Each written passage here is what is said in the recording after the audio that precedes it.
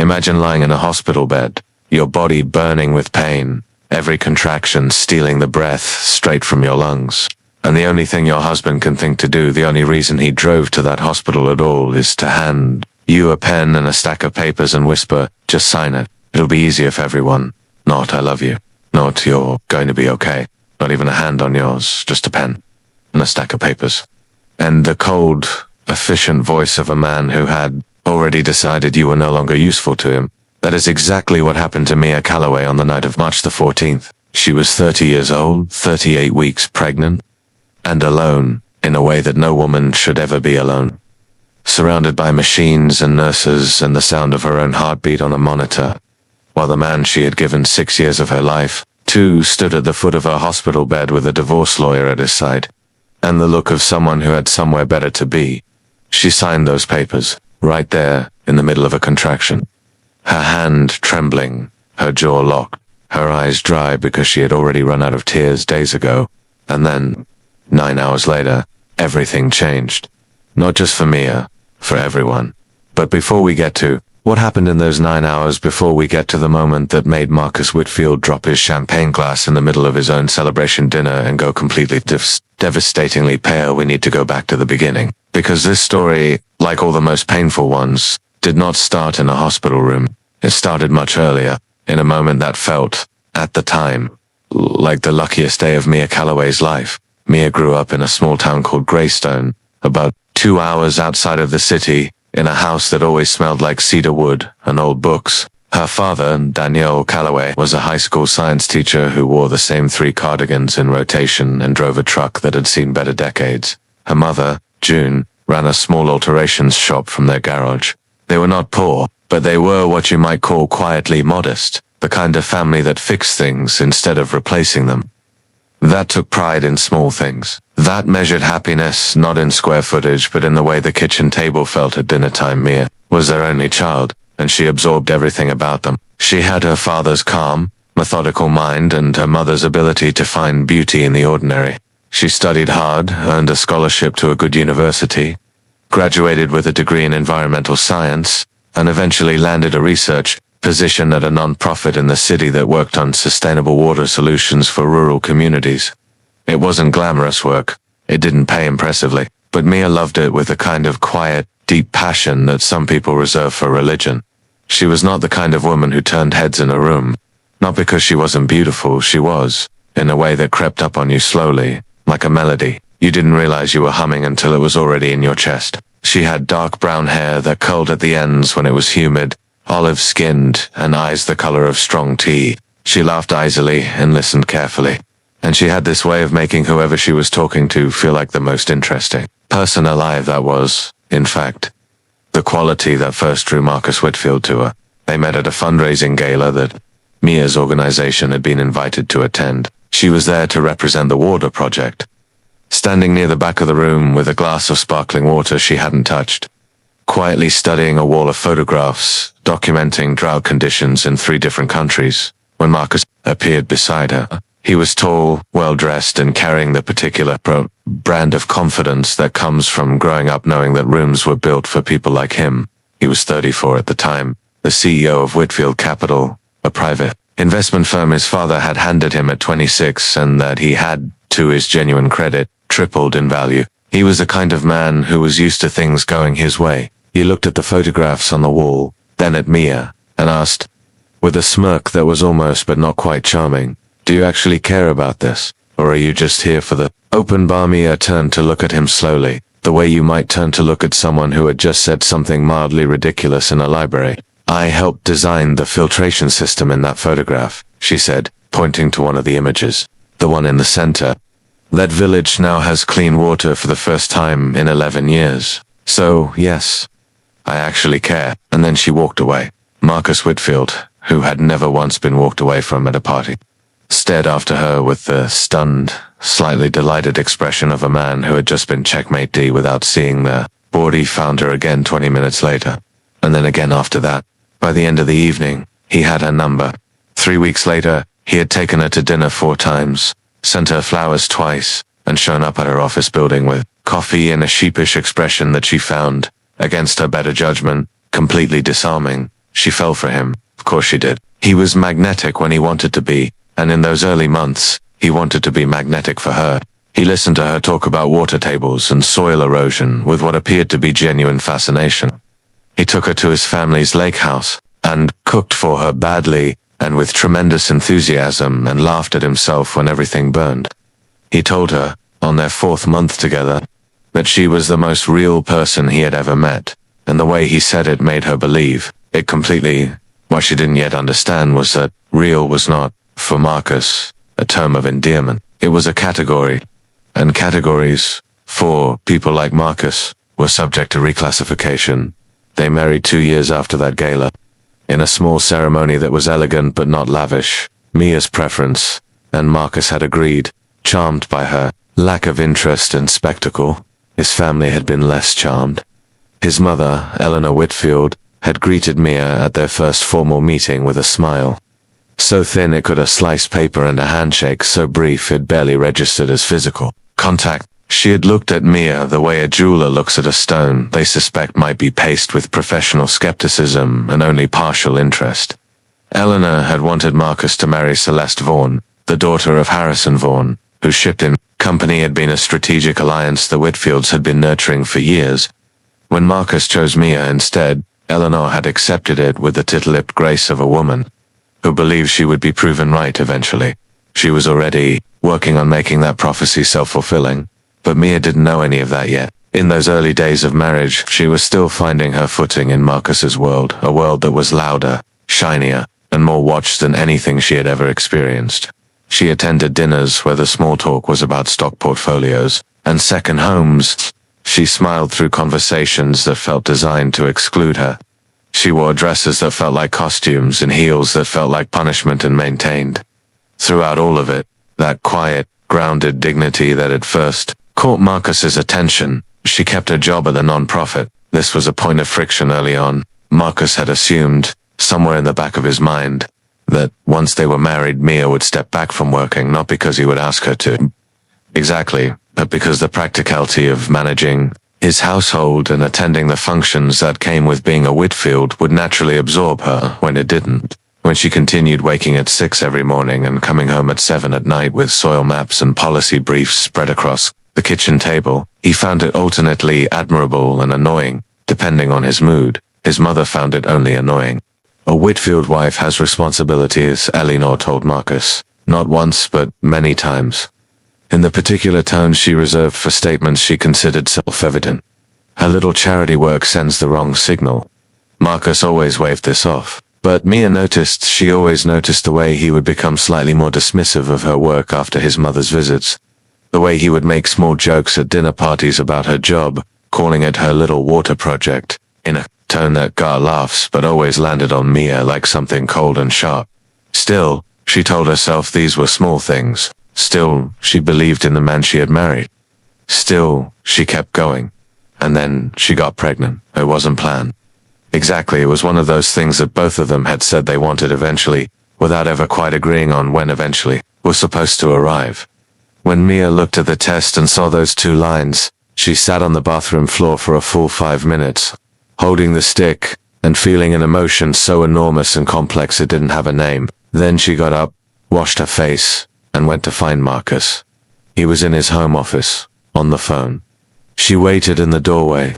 When he finally looked up and saw her expression, he covered the receiver with his hand and raised an eyebrow. She held up the test. There was a pause, a brief, terrible pause in which Mia watched something flicker across her husband's face, something she couldn't quite read, something that was gone before she could name it, and then he smiled, said something quick into the phone, hung up, and crossed the room to hold her. "That's great," he said. "That's really great, Mia." He said the right words.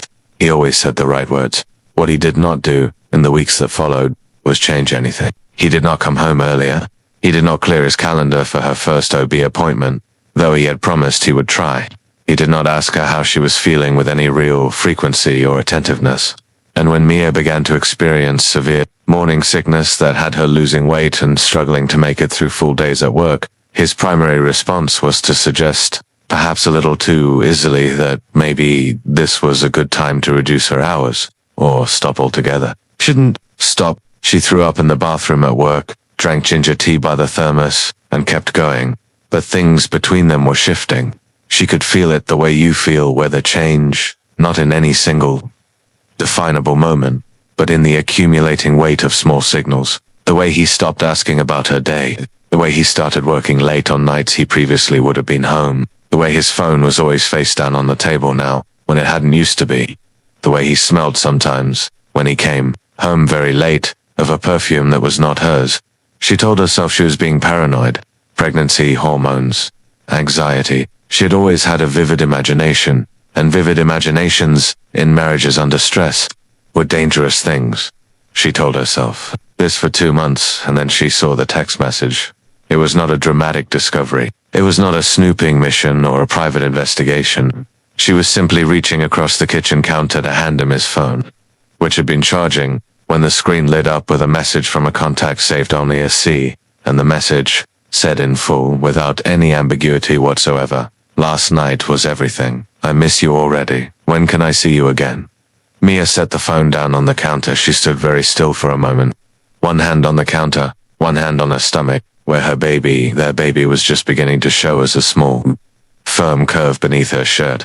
Then she picked the phone back up, handed it to Marcus, who had walked into the kitchen from the hallway, and said, in a voice so quiet it barely carried, "I think you have a message." He looked at the screen. He looked at her, and in that look, she saw everything she had been trying not to see for months. The guilt. Yes, but more than that, the relief. The relief of someone who had been waiting for a moment to stop pretending, and had just been handed it. What followed was 2 weeks of the worst kind of misery, not screaming, not throwing things, but conversation. Quiet, devastating, surgical conversation. Marcus admitted to the affair. He said it had been going on for 4 months. He said her name, Celeste Vaughan, the woman his mother had always wanted him to marry. He said that it had started as a business dinner and that he hadn't meant for it to become what it became. And Mia listened to all of it with the terrible clarity of someone who has already done their grieving and arrived at the other side. She asked him one question. "You love her?" He looked at the wall for a long time, and then he said, "I think I might." That was the moment Mia Calloway stopped crying. Not because the pain was gone, it wasn't. It was the largest pain she had ever felt. But something inside her, something that had always been there, some bedrock core of her that was made of the same stuff as her father's quiet dignity and her mother's steady hands. That thing solidified, and from that moment on it held. She told him she wanted time to think. He moved into the guest room, and Mia, 7 months pregnant and entirely alone in a marriage that had revealed itself to be built on performance and convenience, called her best friend, a woman named Rosa Delgado, and cried until she couldn't breathe. Rosa drove over immediately. She sat with Mia on the bathroom floor, not because anything was wrong physically, but because it was the room with the door that locked and held her and said nothing for a very long time. Rosa was Mia's oldest friend, a former college roommate who now worked as a paralegal and had the vocabulary of a sailor and the loyalty of a shepherd dog. She had never trusted Marcus. She had said so, exactly once, early in the relationship, and when Mia had asked her to let it go, she had let it go and never mentioned it again. She was the kind of friend who knew the difference between being right and being useful. That night, in the bathroom, she was useful. "Whatever you decide," Rosa said, "you are not doing it alone. You understand me? Not one single part of this." Mia nodded against her shoulder. What she did not tell Rosa that night, what she had not told anyone, actually, because she hadn't fully thought through what it meant yet, was a piece of information that had been sitting quietly in the back of her mind like a piece of furniture in a room you no longer use. A fact, a legal, documented, specific fact that had been placed in her hands by her grandfather's attorney 14 months ago and that she had read, signed the acknowledgement form for, and then filed away in a drawer in her home office in a manila envelope marked simply, in her own handwriting, Grandpa's papers. Her grandfather, Edward Calloway, had died when Mia was 27 years old. He had been, to almost everyone who knew him, a retired electrician from a small town who grew tomatoes and played chess and smelled like pipe tobacco and motor oil. He had been, to Mia, the most important person in the world, the one who had taught her that things could be fixed if you understood how they worked, that patience was not weakness, that the most powerful people she would ever meet in a life were the ones who never needed anyone else to know it. What almost no one knew, what Mia herself had only learned after he died, was what Edward Calloway had been before he was a retired electrician in Greystone, what he had been in the 20 years before Mia's father was born. When he had worked in the technology sector in the days when that sector was raw and wild and building itself from nothing, when he had quietly, methodically, with the long patience of a man who trusted time over everything else, accumulated a controlling stake in a company that was not, at the time of his investment, worth what anyone expected it would become. That company was Clearstream Technologies. In the years between Edward's early investment and his death, Clearstream had grown from a small water purification and filtration technology firm into one of the most significant environmental technology companies in the world. It had secured contracts with governments across 3 continents. It held 47 proprietary patents in sustainable water infrastructure. It had been, for most of its existence, privately held, a deliberate choice, a slow build. The kind of company that moved like Edward Calloway himself had always moved. Without flash, without announcement, with total and absolute certainty about where it was going. The year after Edward Calloway died, Clearstream Technologies filed for a public offering. Edward had known this was coming. He had planned for it, and in the trust document that his attorney had presented to Mia 14 months before the night in the hospital, the instruction was precise. The controlling block of shares, 53% of Clearstream Technologies, would transfer to Mia's name on the date of their IPO, provided she was alive and had signed the acknowledgement document confirming she understood the terms of the trust. The IPO date, which had been tentatively established when the trust was written, was a specific date in March 14th, the same day Mia's labor began. She had known the date was coming. She had known it in the way you know a meeting is on the calendar but haven't yet felt the reality of it approaching abstractly.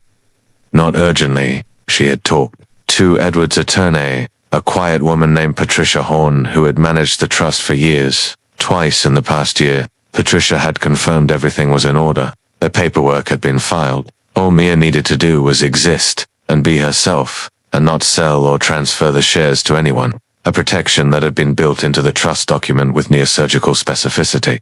The prenuptial agreement Marcus had asked Mia to sign before their wedding, which she had signed after reading it carefully and consulting Rosa, who had sat with her and gone through every clause, had been drafted to protect Marcus's assets. His firm, his real estate holdings, his investment portfolio. The prenup had been written by Marcus's attorneys, for Marcus's benefit, and it had done exactly what it was designed to do. It specified that in the event of divorce, each party retained their individual premarital assets and any assets acquired independently during the marriage.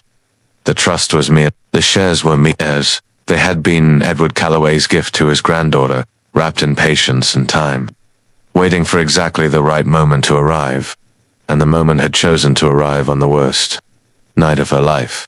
But we're not there yet, because before we get to that hospital room, we need to understand what the weeks leading up to it looked like. Because what Marcus did in those final weeks of Mia's pregnancy was not simply an affair, not simply neglect. What Marcus did was calculated, and it was, in the end, what destroyed him. After Mia found the text message and the truth settled in, Marcus had not moved to end the affair. He had, instead, and she would only understand this fully, later begun to plan. Celeste Vaughan was not just a woman he had feelings for. She was also, it turned out, the key to a business merger that his mother had been engineering for 2 years, a merger between Whitfield Capital and the Vaughan shipping empire that would, once complete, effectively double the Whitfield family's financial footprint. Eleanor had been the architect of this merger, had chosen Celeste for her son with the precision of a chess player, and when Marcus had sidestepped her by marrying Mia, she had simply waited. And now here was the opening. Eleanor Whitfield had never raised her voice in her life. She didn't need to. She communicated her intentions through the quiet architecture of implication, and what she implied to Marcus in several long private conversations during the weeks of Mia's 7th and 8th month was this. Celeste Vaughan would wait, but not indefinitely. The merger window was narrowing. If Marcus wanted what was being offered, the Vaughan alliance, Celeste, the clean and polished future Eleanor had always intended for him, then he needed to move. So Marcus began to move. He consulted divorce attorneys. He reviewed the prenuptial agreement. He assessed the financial landscape and found himself, to his satisfaction, in a strong position. Mia had no significant assets. She had a modest savings account, a small car, her personal belongings. The prenup protected him completely. He would provide a settlement. His attorneys suggested something in the range of $200,000. Generous enough to avoid the appearance of cruelty, and the whole thing could be handled efficiently, quietly, and quickly. Only complication was the baby. His attorneys advised him to wait until after the birth to file for optics. A man divorcing his heavily pregnant wife was a narrative risk. But Marcus was not a patient man, and the pressure from Eleanor and the anticipation of Celeste had made him feel that every week was a week wasted. He began to treat Mia, in the final month of her pregnancy, with a dismissive absence that was almost more painful than cruelty would have been. He stopped sleeping in the guest room and started staying nights at what she assumed was Celeste's apartment. He ate most of his meals elsewhere. He communicated with Mia primarily through text messages about practical household matters. He did not ask about her prenatal appointments. He did not ask about the baby. Once, in the final week before her due date, Mia had called him because she was experiencing strong Braxton Hicks contractions late at night and she was frightened. He had answered the phone with the clipped, distracted irritation of a man pulled from something important. And when she described what was happening, he said, "Call your doctor." Or, "Rosa, I can't come home right now." She had called Rosa. Rosa had come over immediately, as she always did, and had stayed with Mia until the contractions subsided around 3 in the morning. And when Mia finally fell asleep on the couch with Rosa's jacket draped over her, Rosa sat in Marcus Whitfield's kitchen in the dark and thought things about him that she did not say out loud because Mia was asleep and there was no one to say them to. It was Rosa who drove Mia to the hospital on March 14th when her real labor began. Marcus did not answer his phone on the first call. He answered on the third, and his response to Mia's in labor was a brief silence followed by, "Okay, I'll come by." Come by, as though the hospital were a party he might drop in on. What Mia did not know, as Rosa helped her through the hospital entrance with a bag over one shoulder and Mia's hand clenched in her own, was that Marcus had already spoken to his attorney that morning.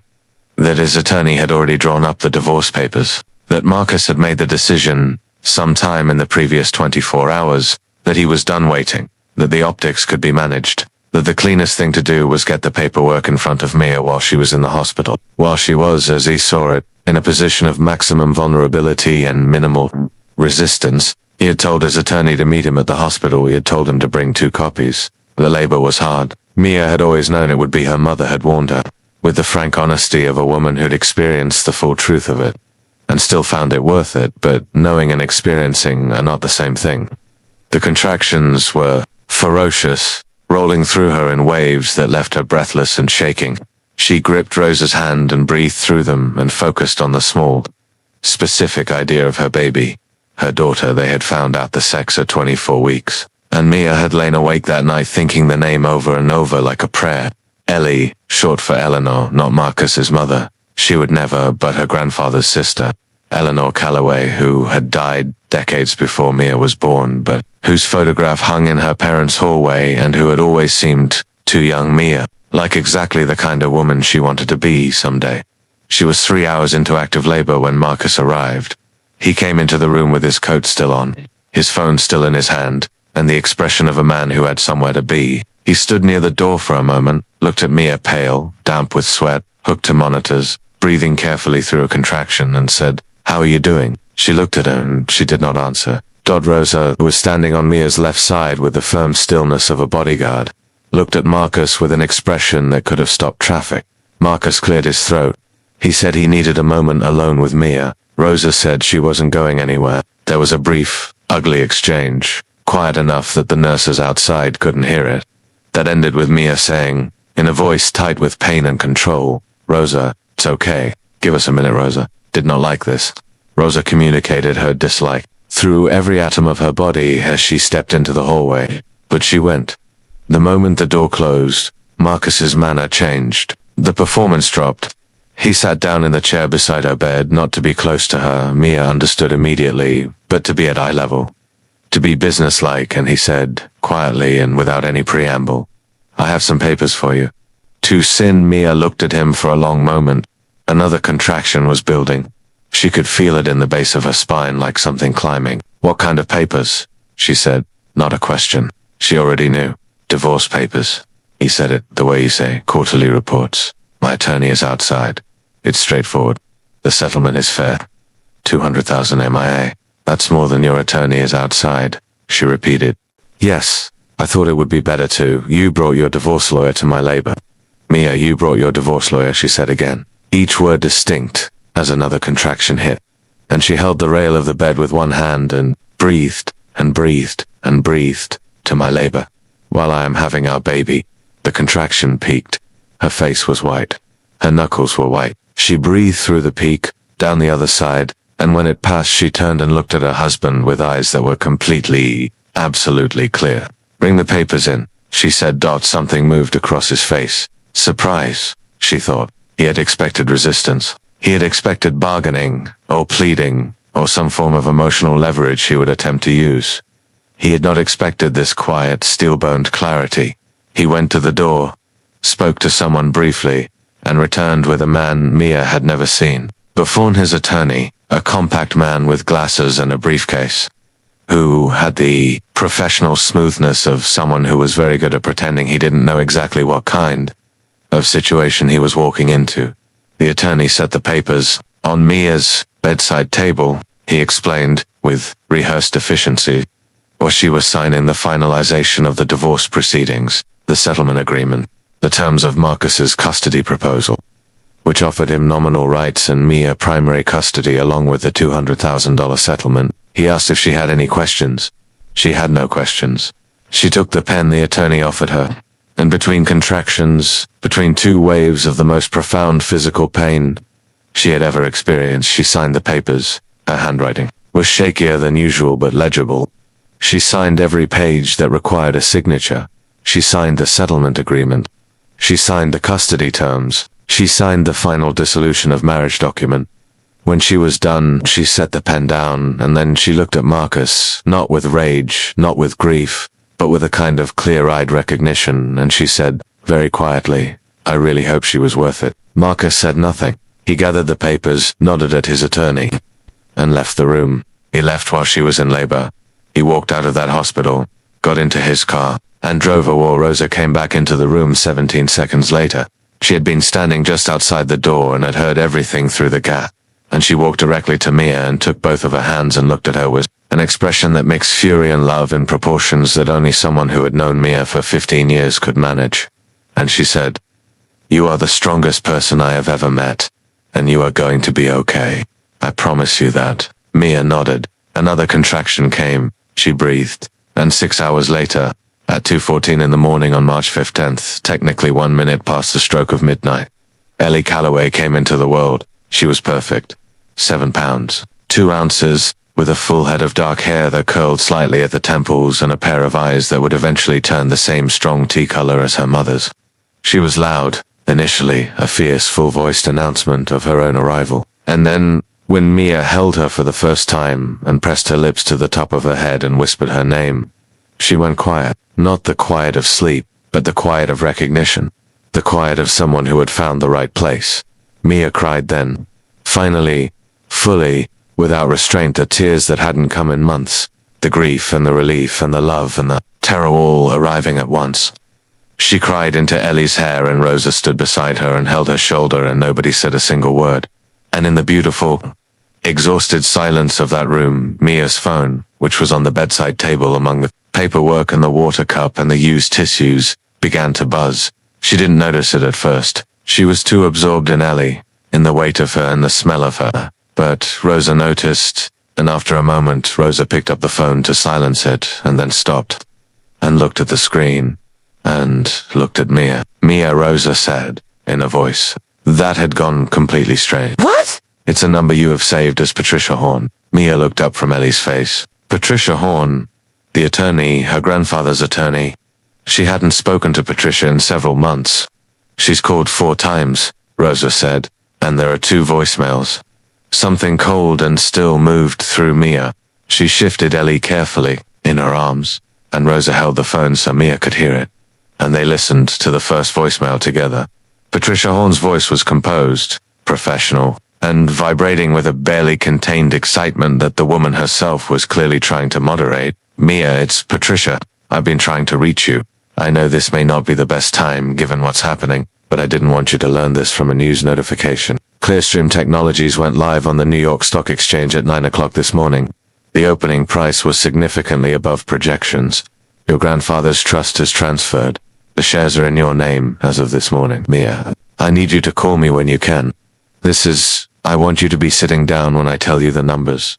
Please call me. Silence. Mia and Rosa looked at each other across the small and suddenly enormous space of that hospital room. Rosa pressed play on the second voicemail. Patricia again. 2 hours later than the first. Her voice still composed, but there was something in it now, something almost awed. Mia, it's Patricia again. I'm going to tell you in this message because I've been unable to reach you and you deserve to know. Clearstream closed today at $112 per share. You hold 53% of the company. The calculation based on today's closing valuation puts your holding at approximately $9.4 billion. With a B. Mia, I need you to call me. The board wants to speak with you. There are things we need to discuss. But first, I just want you to know that your grandfather knew exactly what he was doing. He always did. Please call me when you're ready. The phone screen went dark. Mia sat in her hospital bed, holding her 7-pound, 2-ounce daughter, with divorce papers signed in her own shaking hands sitting somewhere beneath the bedside table. And she listened to the silence. Then she looked at Rosa. Rosa's mouth was open. 9, Mia said. Point 4. Rosa whispered. Double quotes billion. Double quotes. With a B. Stared at each other. And then, for the first time in what felt like years, Mia Calloway laughed. It came up out of her like something that had been stored under pressure, a real laugh, full and uncontrolled and slightly hysterical. The laugh of someone to whom the universe has just delivered the most spectacular punchline in the history of punchlines. She laughed until she woke Ellie, who made a small, indignant sound. And Mia held her tighter and laughed some more, and Rosa covered her mouth with both hands and made a sound that was equal parts laughter and complete disbelief. $9.4 billion. She had been a billionaire since 9 o'clock that morning. She had signed divorce papers at 11:45 that night without knowing it. The divorce papers, as it turned out, changed absolutely nothing about her wealth. The prenuptial agreement that Marcus had so carefully constructed to protect his assets had done exactly that. Protected his assets, and only his assets. The trust was hers, independent, predating the marriage, airtight. His divorce attorneys, when they eventually reviewed the situation, would confirm it with the grim certainty of people who had just watched a very expensive mystique play out in real time. Marcus did not know any of this yet. Marcus was, at that very moment, at a quiet dinner with Celeste Vaughan and Eleanor Whitfield at a private restaurant in the city, celebrating discreetly, over very good wine, the beginning of the end of his marriage and the beginning of what he believed would be a far superior chapter of his life. He would find out in the morning. Actually, he would find out before morning. Because financial news moves fast, and $9.4 billion does not stay quiet, and Patricia Horn, in addition to being Mia's attorney, had alerted the Clearstream board that Mia was now the company's controlling shareholder, and the board had issued a press release. And by midnight that same night, the story of Clearstream Technologies' historic IPO and its surprising majority shareholder Mia, granddaughter of founder Edward Calloway, was circulating in every major financial publication and several national newspapers. The headline that broke on a major financial news site at 12:47 in the morning read, "In full, the hidden heir Clearstream Technologies' new billionaire owner is a non-profit water researcher from Greystone." There was a photograph of Mia from an environmental conference she had spoken at 2 years prior. She was standing at a lectern, not smiling for the camera but turned slightly sideways, gesturing toward a slide projection, and there was about her exactly the qualities she had always had, that quality of being entirely, fully herself, without performance or arrangement. She looked, in the photograph, nothing like someone who was worth $9.4 billion. She looked like exactly who she was. Marcus's phone, on the restaurant table, lit up with a news notification at 12:53 in the morning. He was mid-sentence to Celeste about something related to the merger when the notification caught his eye, and he glanced at it out of reflex, and then his hand went very still on the table. He read the headline, he read it again, he clicked through to the article, he read the first 3 paragraphs, during which time his face went through a series of expressions that Celeste, watching him, found deeply alarming. He went pale, then an odd grayish color, then something that was almost disturbingly Closer to green, Marco Celeste said. What's wrong? He set the phone face down on the table. He picked up his wine glass. He set it back down without drinking. Nothing, he said. And then, excuse me. And he got up from the table and walked to the restaurant bathroom and locked the door and stood in front of the mirror for a very long time in the morning. He called his attorney. His attorney had already seen the news. The conversation was short and deeply unpleasant, and at the end of it, Marcus understood several things with the complete clarity of someone whose vision has been improved considerably by catastrophe. He understood that the prenuptial agreement he had been so confident in protected absolutely nothing belonging to Mia. He understood that the divorce he had just obtained legally and irrevocably, since Mia had signed the papers and his attorney had already filed them, had effectively detached him from any connection to Mia's assets. He understood that the settlement he had offered her, $200,000, was now in relation to what she actually held, a figure so small as to be almost comedic. He understood that he had, with his own meticulous planning, surveyed himself from the most significant source of wealth he would ever have had any proximity to, in the most self-defeating way imaginable. He had forced a billionaire to sign divorce papers while she was in labor for $200,000. His attorney, to his credit, said all of this in a voice entirely devoid of judgment, because he was a professional, but Marcus heard the subtext perfectly.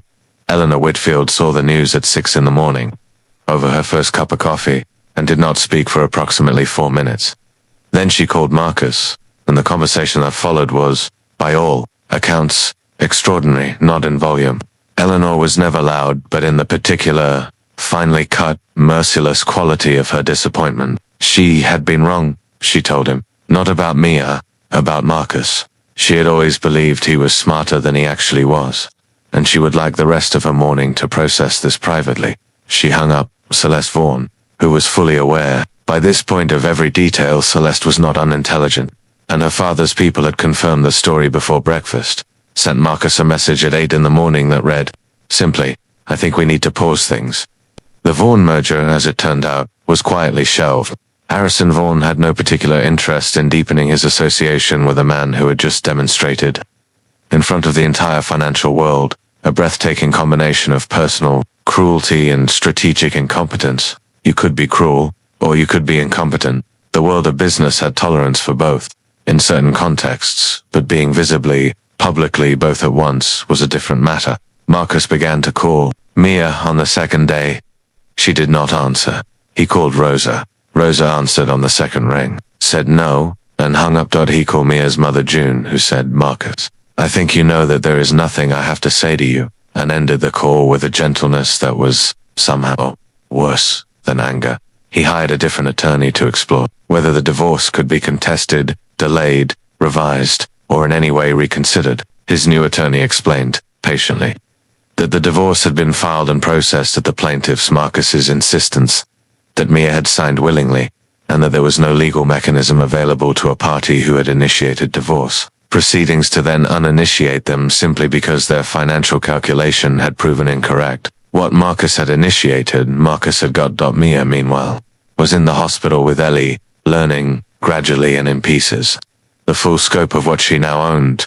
Patricia Horn came in person on the afternoon of March 16th, carrying a slim, leather portfolio and wearing the expression of a woman who had been waiting a long time to have this conversation. She sat beside Mia's bed. Ellie was sleeping in the hospital bassinet, making the small, snuffling sounds of a person who has recently discovered breathing and finds it tiresome, and she talked Mia through everything. The shares, the valuation, the board's composition, the company's current leadership structure, the fact that as majority shareholder Mia had significant governance authority, the immediate financial mechanics, the things that needed attention soon, and the things that could wait. Mia listened carefully.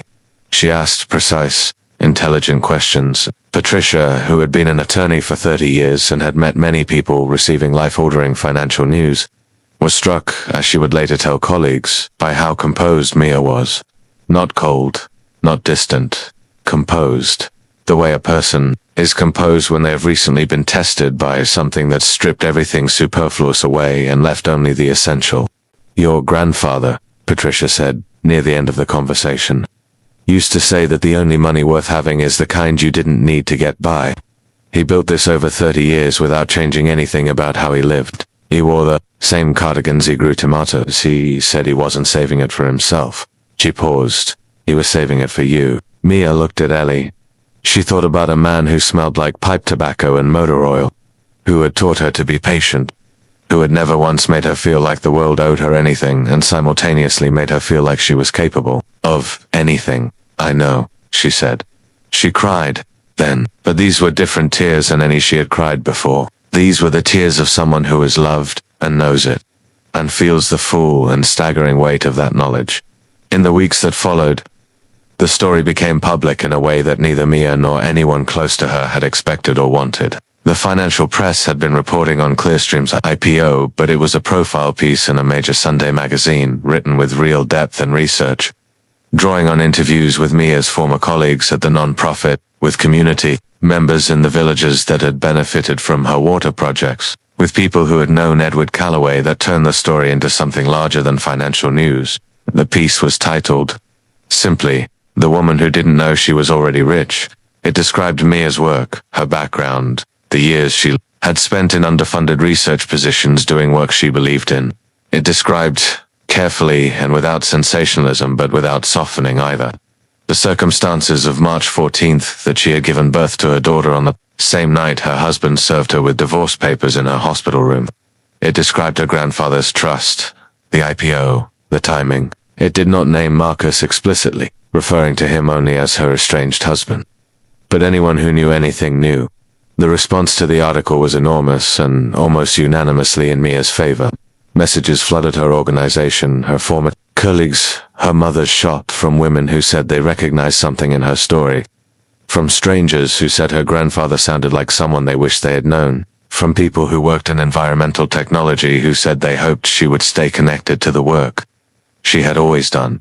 She intended to in one of her first significant decisions as Clearstream's controlling shareholder. Mia proposed to the board that the company establish a dedicated division funded by a substantial portion of the IPO proceeds, focused on providing sustainable water infrastructure solutions to rural and underserved communities globally. It was not a charity carve-out, it was a core business decision, structured as a self-sustaining operation that would generate modest returns while creating measurable infrastructure impact. The board, who were a pragmatic group and who had studied the market landscape carefully, supported the proposal. It passed. She also negotiated through Rosa's firm. Rosa had referred her to the most aggressive family law attorney in the city, a woman named Diana Cho, who had the eyes of someone who had won every argument she'd ever had.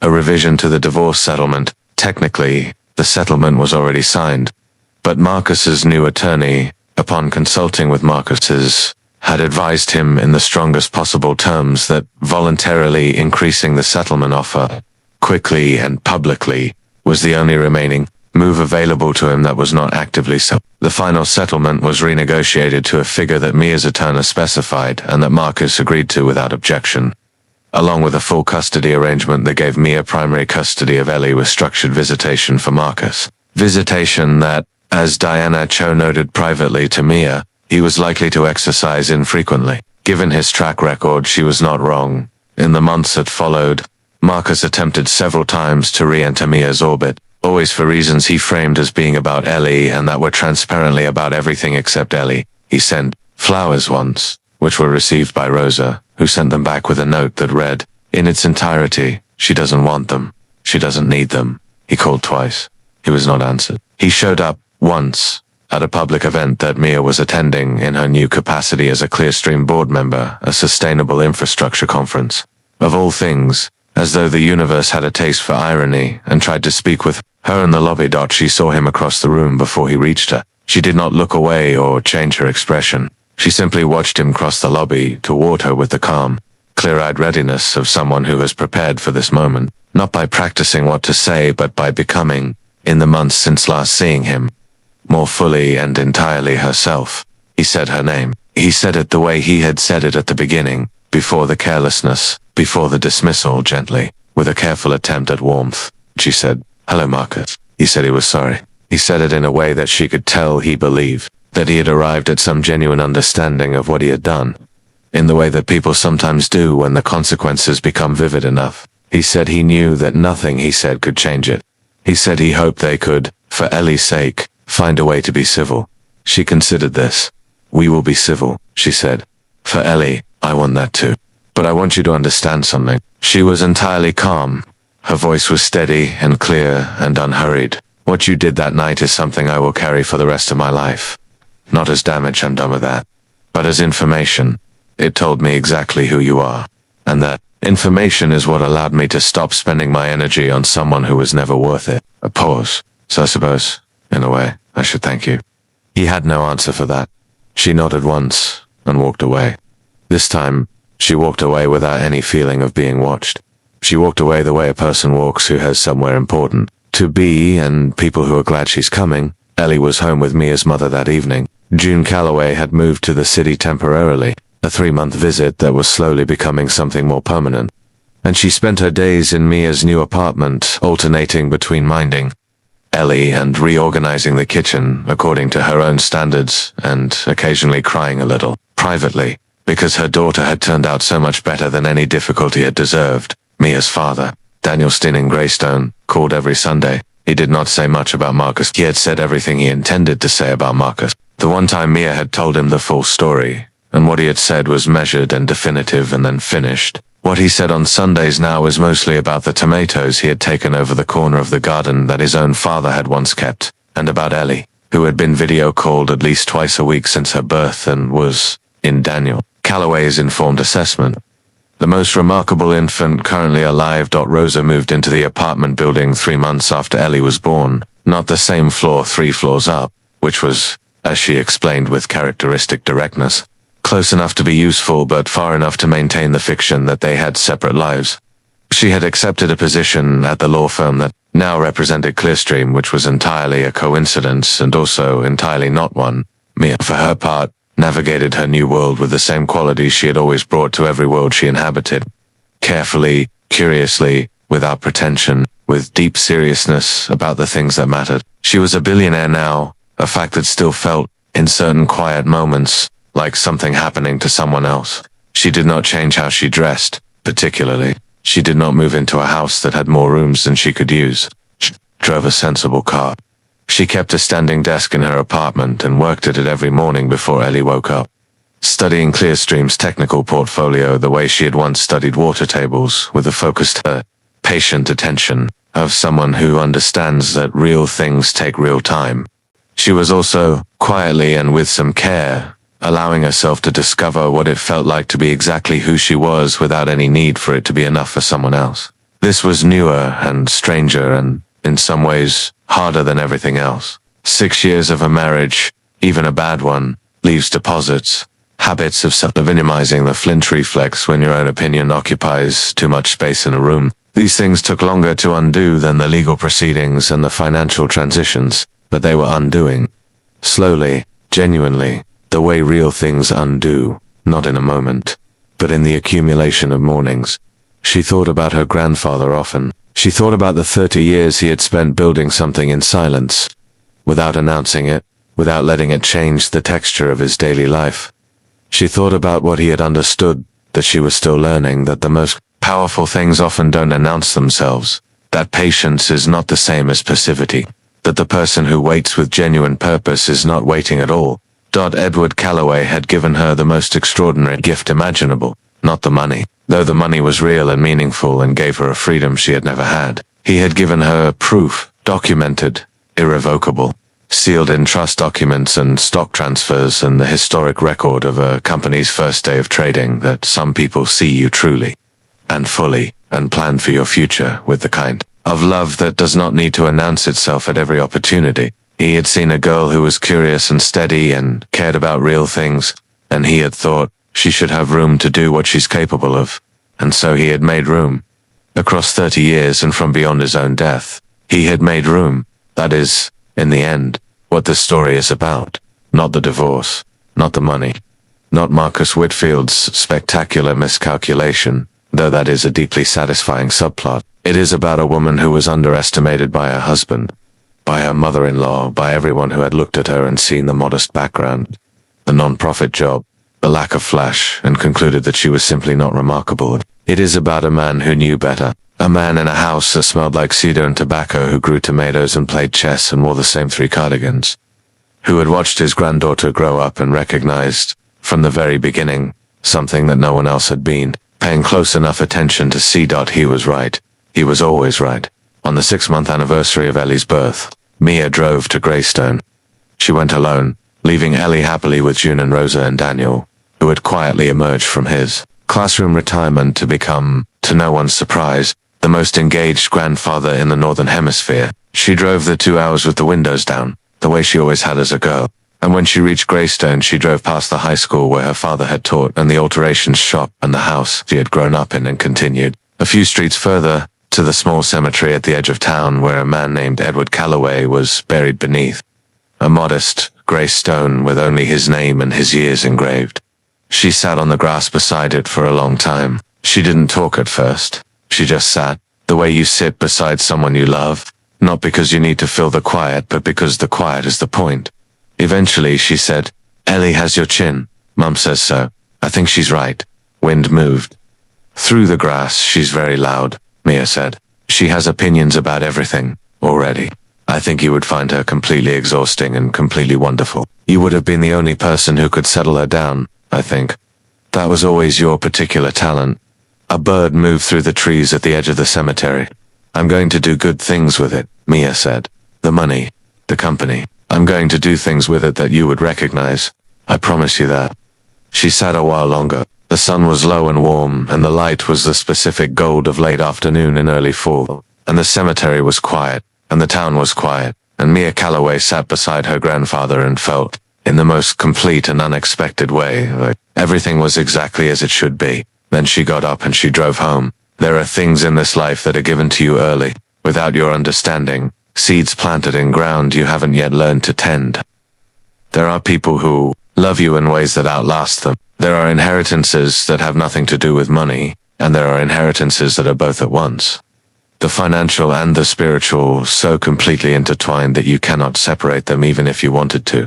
Marcus Whitfield had looked at Mia Calloway and seen a woman who was not enough.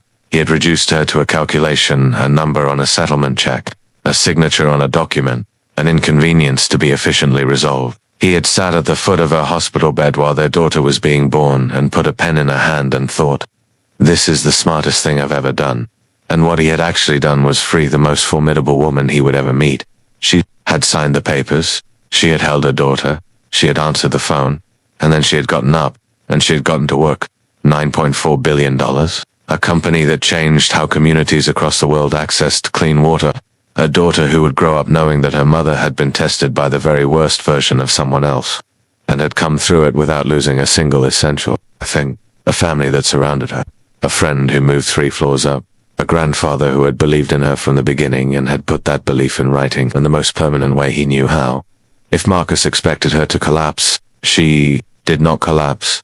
If he expected her to beg, she did not beg. If he expected the woman in that hospital bed, pale and shaking and alone, to be the final version of her, he had never understood a single thing about who she was. She was Edward Calloway's granddaughter. She had always known how things worked. She had always known how to wait, and she had known, on some quiet, certain, cellular level, even in the worst of it, even signing those papers with a contraction building in her spine and her husband already mentally elsewhere, that the story was not over, it had barely begun.